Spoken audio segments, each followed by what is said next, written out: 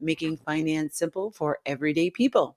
I'm your host, Elaine Rasmussen, founder and CEO of Social Impact Now and Connect Up Institute, and managing director of the Integrated Capital Fund, and your resident money doula. On today's episode, it's going to be so exciting. This is a big one. We're going to be talking about the move that most entrepreneurs sleep on, but that can actually make or break generational wealth. And that is succession planning. That's right. How you leave your business matters just as much as how you built it. So, first, let's get into the basics. What is succession planning? Succession planning is the simple process, actually, not so simple, but simply the process of preparing for the day when you no longer run your business. That could be because you're retiring, because you're selling, because you're passing it on, or God forbid, you're hit with a health crisis or unexpected event. It's about answering one simple question. What happens to this business when I'm not here to run it anymore? And don't get it twisted, succession planning is not just for Fortune 500 companies or for family businesses. Whether you're a solo massage therapist, you own a bakery with 3 employees, or you run a 10-person consultant agency, if you don't have a plan, you don't have a legacy. And this is super, super important. So let me hit you with the hard truth. More than 70% of small businesses have no succession plan. We saw this with Prince, who had no will.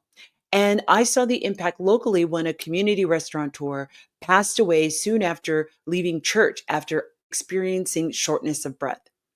And every year, thousands of businesses, Black, brown, women owned business, rural businesses, not because they shut down, not because they weren't profitable, but not because they didn't have customers, but because the founder had no exit strategy in the event that something happened to them.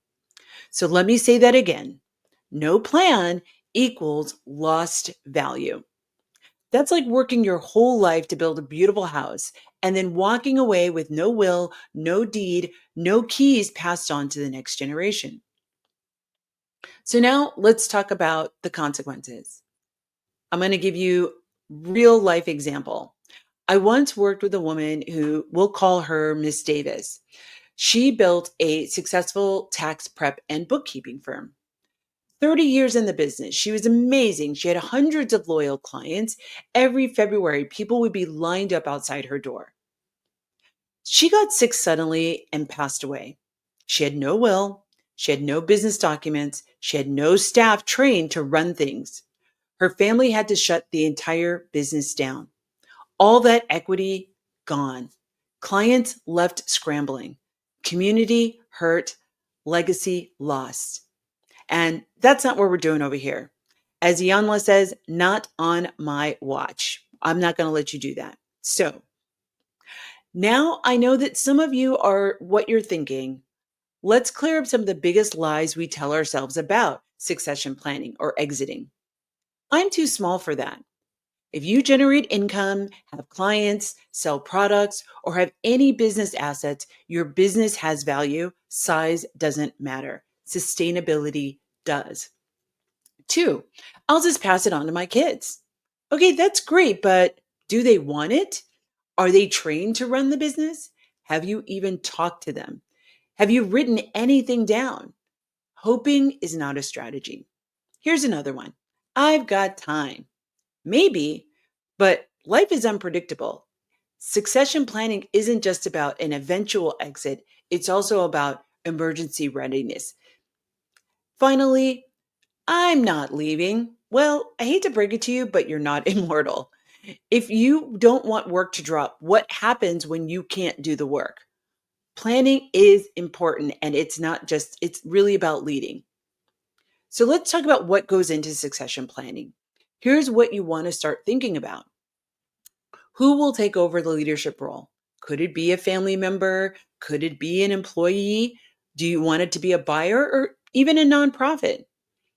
How will the transition actually happen? Will it happen gradually? Will it happen immediately? Will it happen over 6 months? What systems need to be in place? Standard operating procedures, legal documents, passwords, contracts, bank accounts. How will the business be valued or sold? Will you gift it? Will you sell it? Will you liquidate all the assets? What support will the new owner need to succeed? Will they need mentorship from you or somebody else? Will they need funding? Will they need to get clients? This isn't just paperwork, it's preparation. And quite frankly, it's really peace of mind, not only for you, but for anybody who's going to be on the other side of the transaction. Once again, whether it's family members, whether it's a new buyer, whether you're just going to sell everything, having a clear pathway is going to be important. So now let's break down the four most common ways folks transition their business, especially if it's a small business or you're in the solopreneur space. So the first one may be a no-brainer. It's a family transfer. You pass the business to a child or spouse or relative. Common, but that also can be complicated. The pros are it keeps it in the family and may reduce a tax burden. But some of the cons is some emotional dynamics. There could be a lack of readiness, and there could be some entitlement issues. One of the shows that I'm binge watching right now is The Gentleman, and the property after the father, the patriarch, dies. Typically, historically, goes to the first son, and in this instance, it went to the second son. So there was a lot of acrimony between the first son and the second son of who should be entitled to the all of the property and all of the businesses that were left by the father. You don't want that. So having a plan and talking about that in advance helps a lot. The second way that you can do this is an employee buyout. You sell or gift the business to a long-term employee or manager, or in the case of a friend of mine, she sold the business to the employees, the entire employees. She had about 10 employees. They collectively came in together and bought the business. Here are some of the pros with that. They already know the company. They already know the business. It's really great for continuity for your client, but also for the staff, especially if you have part-time and full-time staff. But here are some of the cons. They may need financing that they may not be in a position to obtain. There's a solve for that, so don't think there's not a solve for that. But they might need additional training on actually managing and running a business. Being an employee and being an owner are completely different things. Or even thinking about and talking about co-ownership and what does that mean? Who's going to be responsible for what? Number three, selling to an outside buyer. You sell the business to someone new. It could be a competitor, it could be an investor, or it could be even a stranger. And I'll talk more about that in the following segments.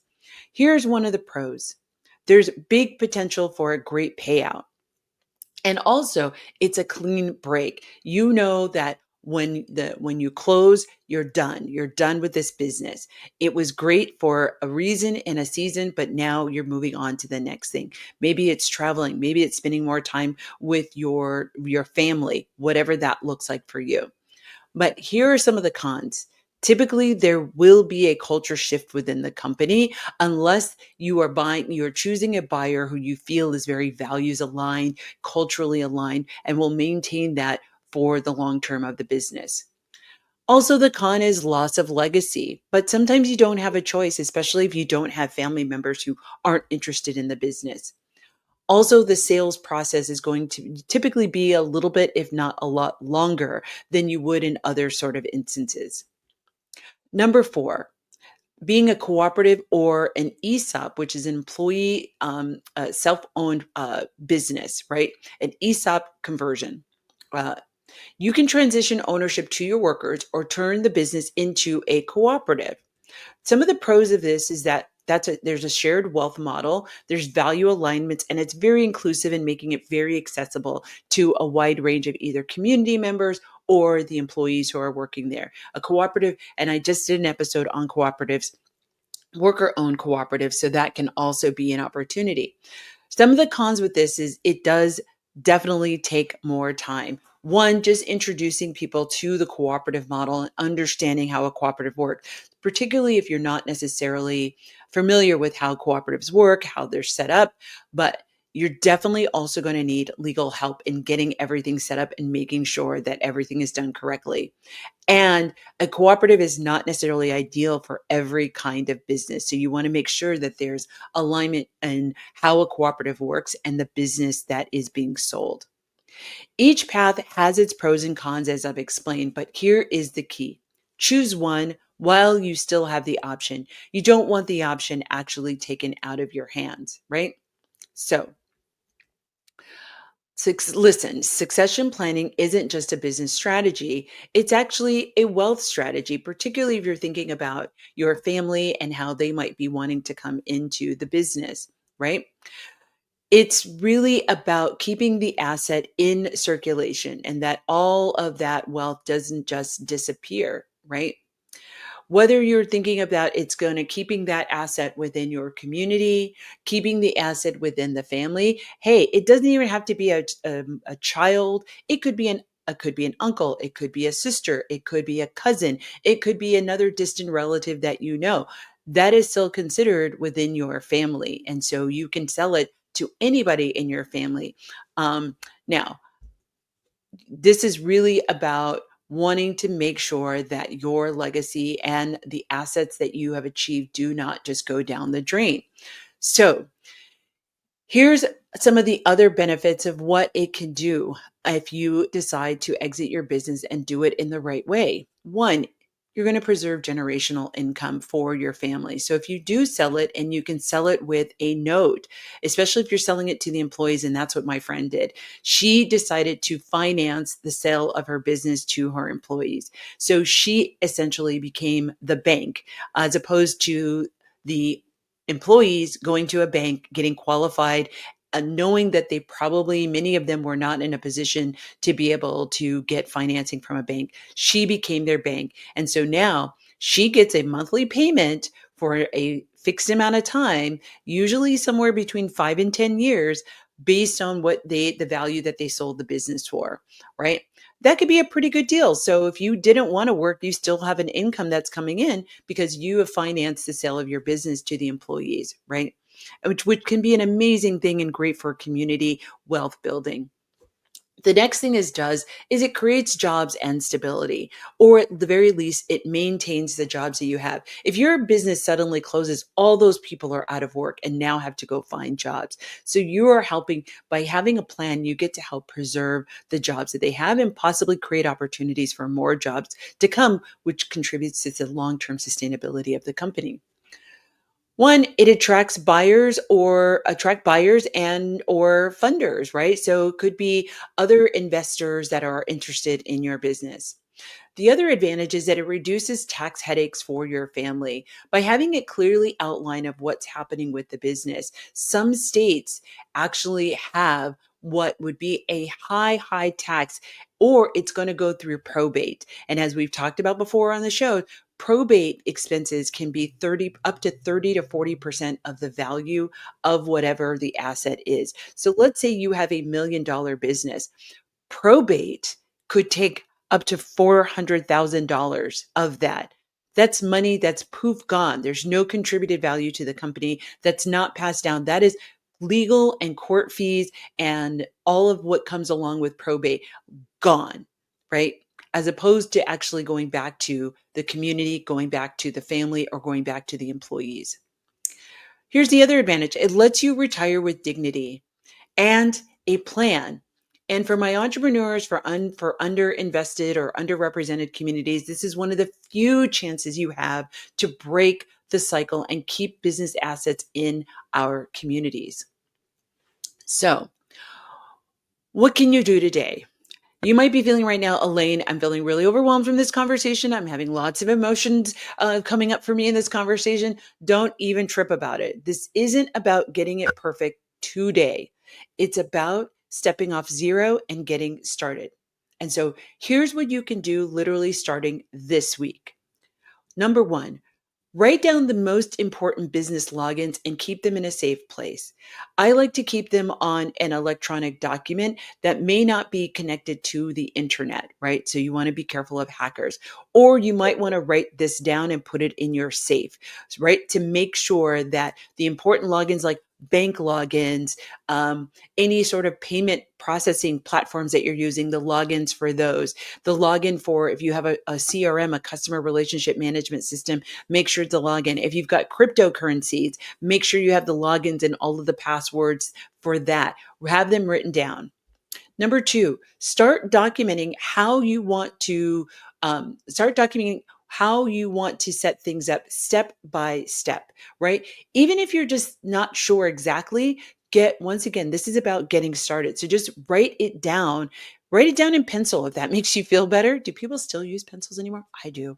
But just start sketching it out. You can always come back to it. And you might want to make a practice of once a quarter, taking a couple hours to start thinking through what does a business transition look like and start getting ideas of how you would want that to look. Number three, have a real conversation with your loved ones about what happens to your business if something happens to you, whether that be you have a prolonged illness, like I shared with you. My son had some illness that he had to deal with. It took him out of commission. It could be an unexpected death. It could be incapacitation. What if you break your leg? What happens? What if you are in some sort of traction? What if you go into a coma? Just think about some of the things that you maybe have seen in your movies, or what are the things that you're most afraid about? Those probably are the things that you want to make at least a plan, because part of your fear is that you don't have a plan. And so your fear might be lessened by now creating a plan. And then next, reach out to an accountant or legal advisor and say, I want to start succession planning. That's it. One small step. Okay. So let's recap. We're going to bring it all together. Succession planning is about protecting your business, your people, and your peace and your money. It's not just for big corporations. It's actually for you and security and peace of mind. Waiting too long risks losing everything that you've worked so hard to build. But like I said, you have options. You can pass it on, you can sell it, you can partner up, or you can go co-op. Legacy doesn't happen by accident. It happens by planning. So up next in the segment 2, we're getting into the nuts and bolts of selling a business. Why do people do it? What buyers want, and how to set yourself up to actually get paid when it's time to walk away. You're listening to the Do.Different.Better show. I'm your host, Elaine Rasmussen, and I will see you after the break.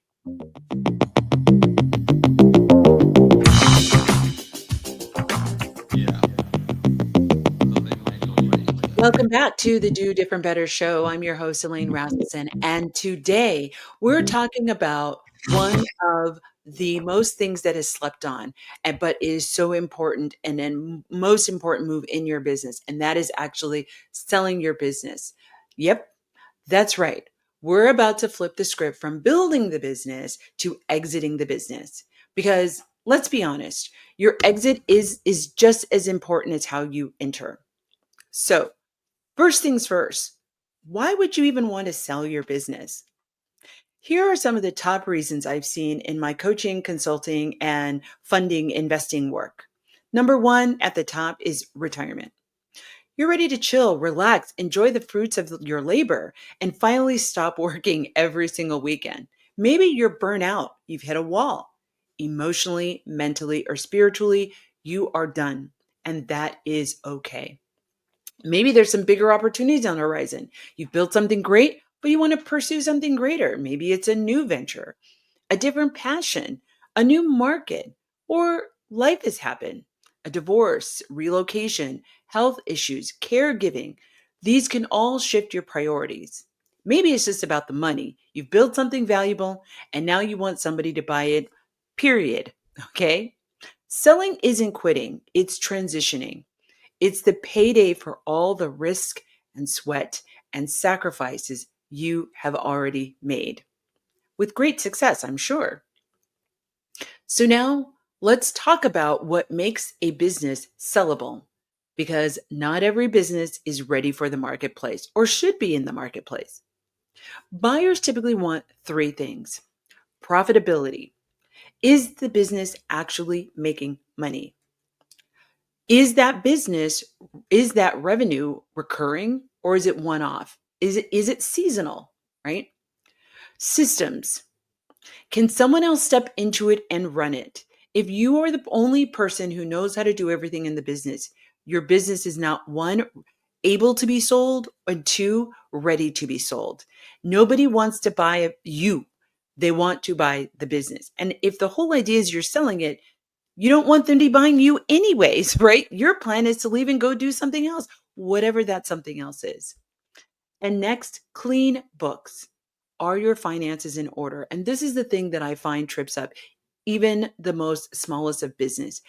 And I'll talk a little bit about that story in a minute. How I went to go buy a business, and it was interesting. I'll talk about that in a second. But no shoe boxes of receipts or mystery Venmo transfer.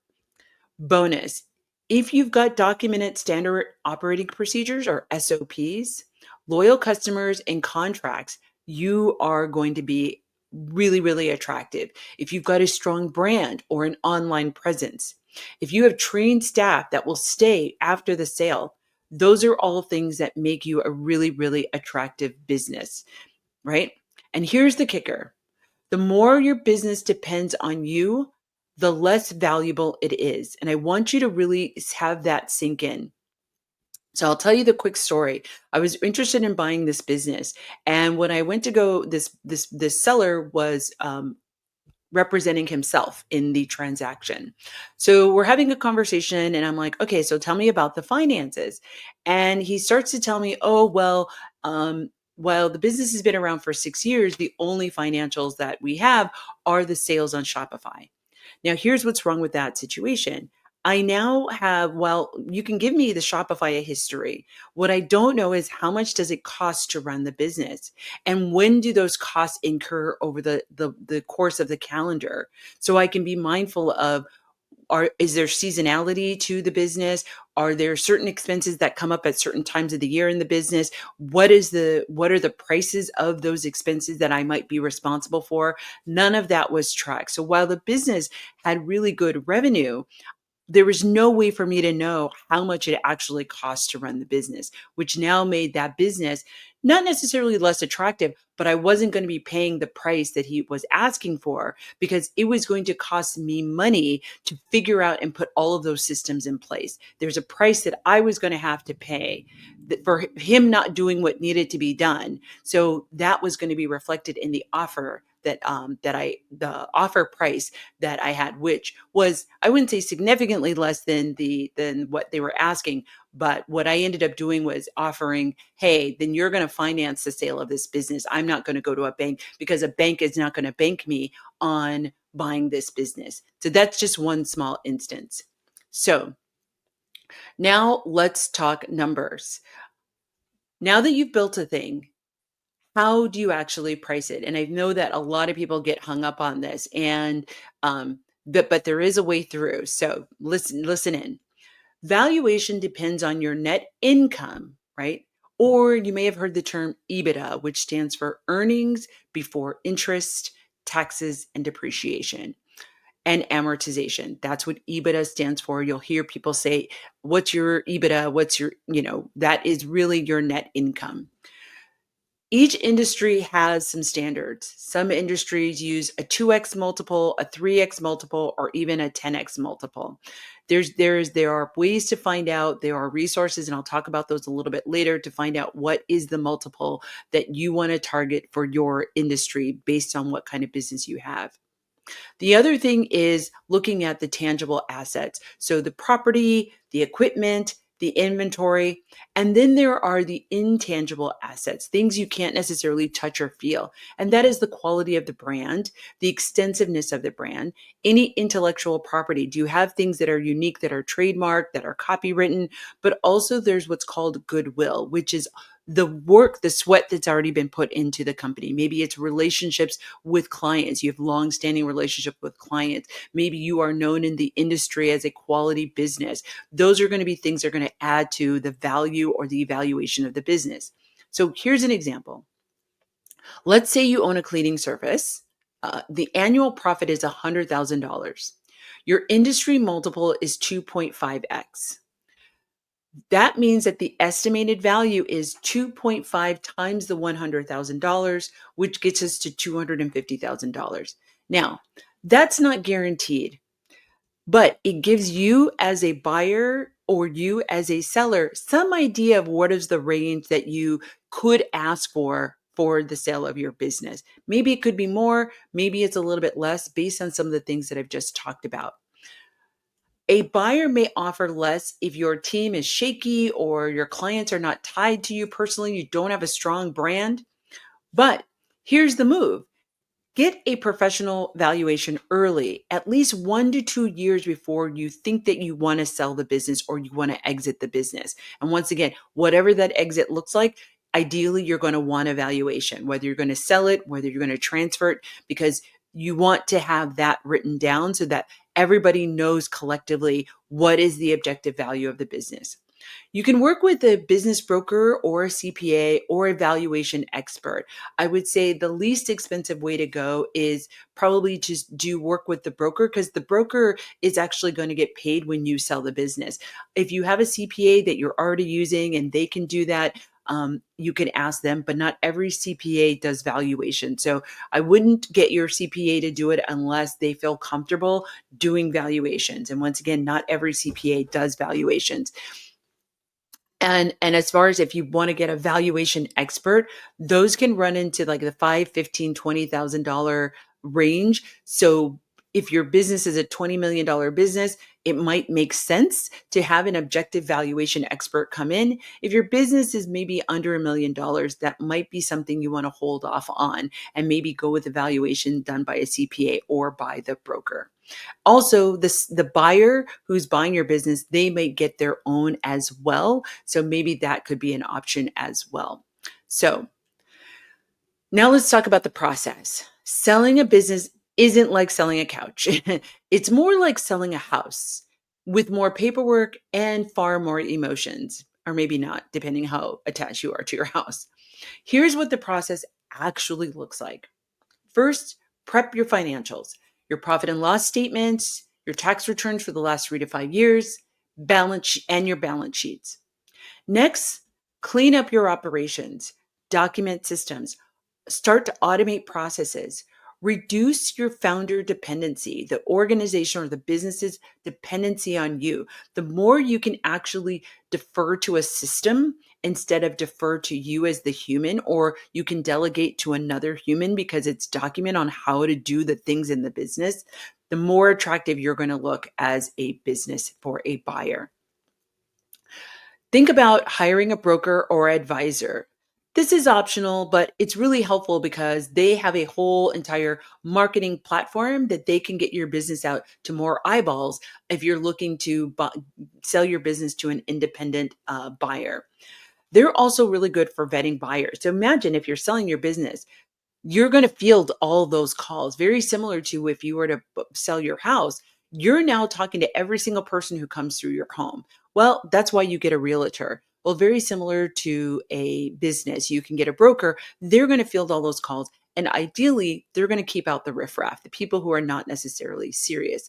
And they can be, if you know that you're not good at negotiating, they can be really supportive in doing much of the negotiating for you, or at least having a go between you and the buyer for the buyer for your business. And there's lots that are out there. There's Biz Buy Sell, which is a listing. There's Calhoun. There's many different brokers that are out there that can represent you as a seller. But you can also, depending on your business, you might come from a niche business where there's a very small number of people in that business. You might want to just be able to do a private sale by going up to these folks individually and say, hey, I'm interested in selling the business. You have them sign an NDA, and then you can start talking to them about the business. But now it doesn't get out to the broad public that you're selling the business if you're in that niche business. So now let's talk about due diligence. Buyers are going to want to see everything. They're going to want to see all your dirty laundry, right? They're going to want to see contracts. They're going to want to see leases. They're going to want to see licenses. They're going to want to understand the staffing. They're going to want to know what is debt is on your books. So then that leads to negotiation and the offer. You'll need to discuss price and terms and earnouts and transition roles, right? How long do you want to stay in the business to help with the transition? If the seller is going to use, I'm sorry, if the buyer is going to use SBA lending, there are term limits on how long you can stay on as the seller to help support the transition of the business. So you'll want to know some of those things. The next part is really around your legal. The next part of the process is legal docs and closing, right?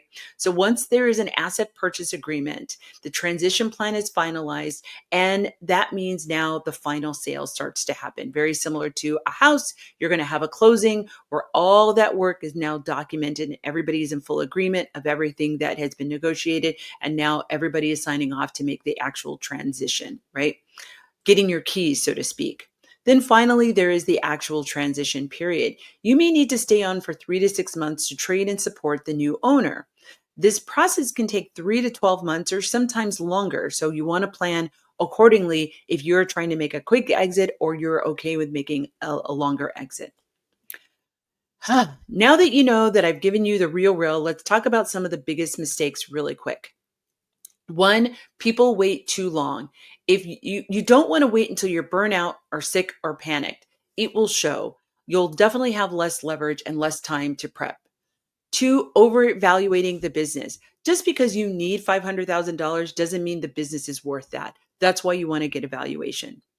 Third, not prepping the team. If your team walks out when you do, that's a red flag to buyers. Typically, sellers won't tell the team, or they might tell only key members that they are looking at selling, right? But it's something you might want to keep under your hat for a while until you absolutely have to. Then there's finally the emotional attachment, right? Selling a business is selling your baby, and nobody wants to sell their baby. But get ready to detach. And please, please, please, another mistake is trying to DIY this. Bring in professionals, legal and accounting. This is what you want to do. So, as we move into the ending of this segment, I just want to talk about something really, really quick. And that is really thinking about, what does this mean for you? And knowing that it is really okay if you want to exit a business.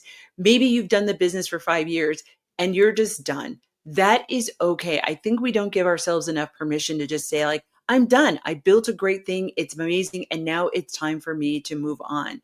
So, as we start to move into segment 3, I'm going to be talking about some resources that you can tap into to help you really get your journey started, whether you're on the buying side or on the selling side. And we've already had an episode on how to buy a business. So this is the complimentary episode to think about selling your business. So I can't wait to see you after the break. You're listening to the Do Different Better show. Don't forget to like and subscribe, and I will see you after the break.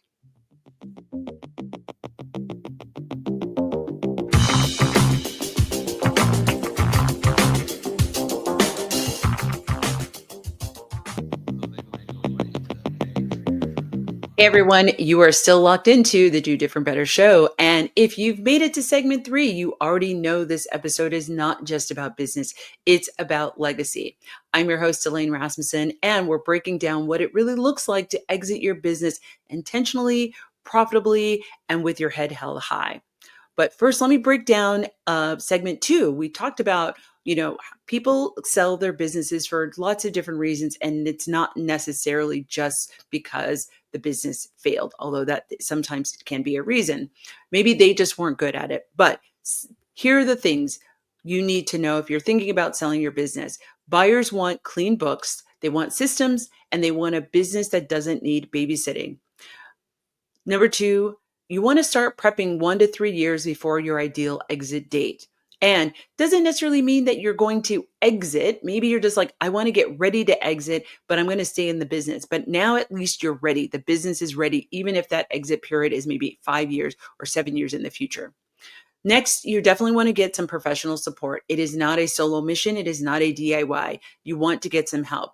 You want to make sure that you're able to sell with clarity, integrity, and intention. And just as I promised in segment two, I'm going to give you some tools. There's some great tools that are out there that are low cost and no cost. So here are some that are going to help prep you for a profitable and drama-free exit. So one, there are some brokers and advisors. There's Biz Buy Sell, there's Calhoun, and there's many other business listing marketplaces. Very much like realtors, you have Edina Realty, you have Coldwell Banker. The same thing happens with business brokers. There are many out there. You can Google a list and get a long list. Particularly if you want something that's in a niche industry, there are brokers that only deal with particular niches, and you can go that way. Next, you want to think about connecting with the certified exit planning advisors. And this could be really helpful around strategy and valuation. So that is a certification that of people who specifically work with business exits.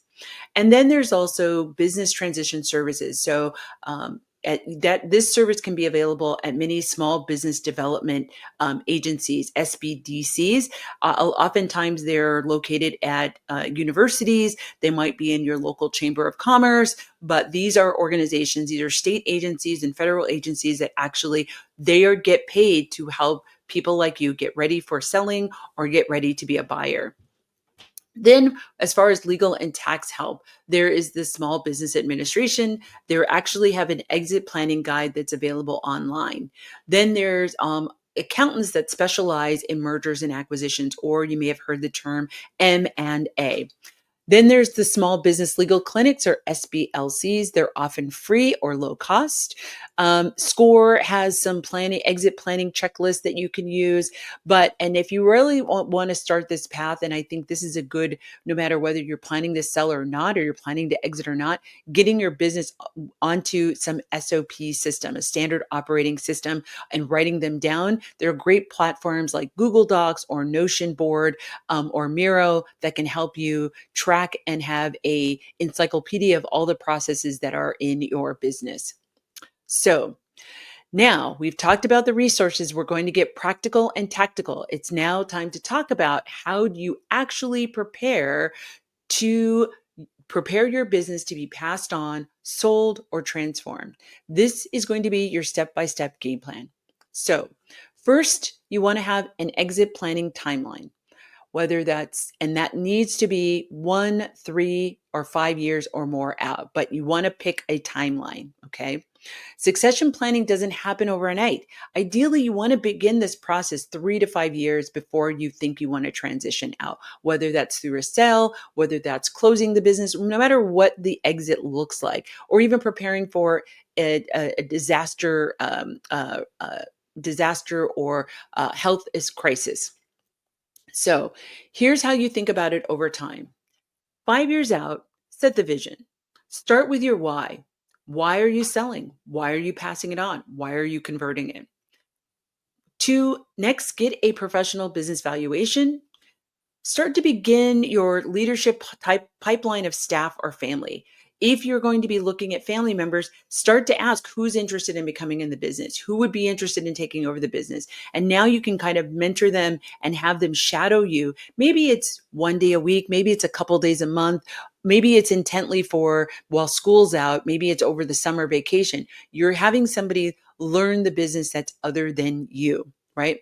You want to begin to create and update your estate plan and your will to account for what's going to happen with this business, even down to how can you sell the business, or do you not want to go to your competitor? Okay, write that down in your will or in your estate plan.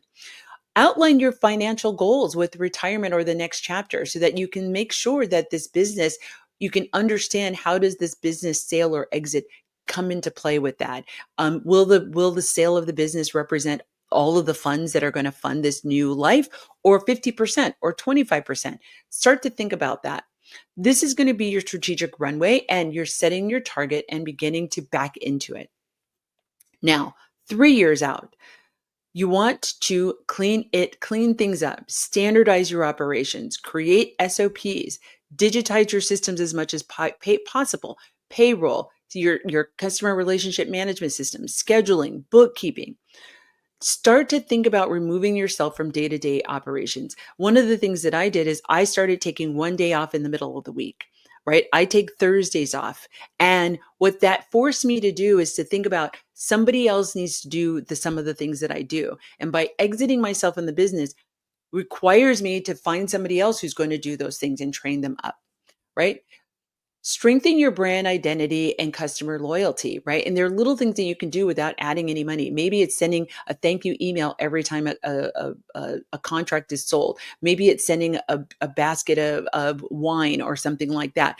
Start to build your brand and brand loyalty and customer loyalty. Next, you can start talking to a broker, an exit advisor, or a small business consultant. Think of this as staging a house before you actually sell. You want everything working, automated, and transferable. 1 year out, this is where you start to lock in, right? Laser scope. This is where you finalize your succession or sales strategy. Are you selling assets? Are you selling intellectual property? Are you selling systems? What are you selling? Here's where you're going to clean up the financials and the taxes. If you haven't filed taxes, you're going to file those missing taxes because they are going to go back and look at least the last 2 years, if not the last 3 to 5 years. Identify and begin onboarding the successor. So now you might want this person coming in a lot more often, particularly if it's a family member and they're in a position, maybe they've just graduated school, they're with their undergrad or their master's degree. Now they can start to come on full time or maybe 3/4 time into the business, right? Document the transition plan and the training process. What are you doing? Are you spending a whole week just on the CRM? Are you spending a whole month on taking this person around to different clients that are existing customers? What does that look like? Create a communications plan for your staff. How are you going to roll out that you're either are selling the business or that once you've sold the business? You may not want to communicate that you're selling the business, but you definitely want to have a communications plan of like, where are you going to be going? What are you going to be doing? How involved you're going to be, right? And then it's going to be time to execute. Everything should be ready to hand off with a bow on top. So, one of the most valuable assets in your business isn't your product, it's your processes. Documenting how you do gives your business legs even without you. Here's what to include in your SOP library: how to onboard clients, how to invoice and manage payments, a marketing schedule and brand voice guide, HR and hiring processes, vendor contacts and order systems. What is your technology stack and your login vault? Using tools like Google Drive or Notion or Trainual can help you with all of this. Your goal: a new owner should be able to follow the manual and run the business. So now, if you want to make top dollar for your business, then you want to start prepping like you're going to sell it. And I think that these are really important and valuable things, whether you're looking to sell the business or not. These are all just really good business practices, right? Even if you don't end up selling it, it's going to be great for your business. It's going to be great for your staff. Because sale readiness means that you have a high functioning business, right? Once again, people aren't buying you, they're buying the business. But if the business is you, the business isn't really as valuable, right? Unless you're planning on working in the business. And some buyers aren't going to want that, right? So you don't want to think about that. So here's how you can create maximum value. You want to create recurring revenue. You want to have a team in place. You want to have low owner dependency. You want clean books, and you want to document strategy, your growth strategy, whatever. Where are the opportunities for growth that you haven't already tapped into? But once again, here's the truth. You cannot do this alone, nor should you. And I've talked about having a broker, having a CPA, having an exit plan advisor. These are all people that can help you really make sure that you don't get the short end of the stick on this, no matter how you decide to sell. There's just too many people who sell their business and regret it later, not because of the money, but because the new owner changed the culture, they disrespected the team, or they broke promises. So don't just hand off the operations, also hand off the vision. So think about, what do I want to protect about this business? What does the leadership going to need, whether it's the new team or the existing team? What impact do I want to have, that I want to keep happening with this business after I sell it? How can I prepare the next person to lead with integrity? One great thing is write a founder's letter, right? Create a cultural playbook. Maybe host a closing circle with the team, right? Do what you need to pass the torch and not just the title. So let me leave you with a quick rundown of the exit readiness checklist as we start to land the plane on this episode. Identify your reason for exit and the timeline that you're thinking about exiting, or just what will happen in case of an emergency, right? This could be a disaster plan, right? Make sure that your financials are clean, they're organized, and they're up to date. Then you want to start documenting how the business runs. And you can do that on a regular basis. Maybe it's taking 1 hour out of every month to document a process. It's as simple as that. Reduce the owner dependency. Talk to and have in your back pocket legal and financial professionals to support you. Next, think about what a potential successor or sales strategy might look like. Then think about what is the next business plan? What are things that markets you haven't tapped into? These are things will go a long way in helping the buyer think about, oh, on day one, here are some untapped or unrealized benefits or markets that you could tap into on day one. You've done some of the thinking for them, but also know what kind of legacy you want to leave behind. If you're missing some of those, there's no judgment. Now's the time to get started. And that's how you're going to do different better, right? So that's a wrap for today's episode of the Do Different Better show. We have talked about all things succession, selling, and securing your business legacy. Whether you're dreaming of a graceful retirement, you're looking for a fat check, or a legacy that lives well beyond you, your exit strategy deserves time and attention. If this episode hit home for you, I want to hear about it. DM me at Do Different Better on Instagram or on LinkedIn. Share this episode with someone who's built a business but hasn't planned how to leave it. And make sure you subscribe and rate the show and come back to talk more real talk about wealth, work, and working in your purpose. Until next time, you've been listening to the Do Different Better show. I'm Elaine Rasmussen, powering you to do different better. I'll see you next time.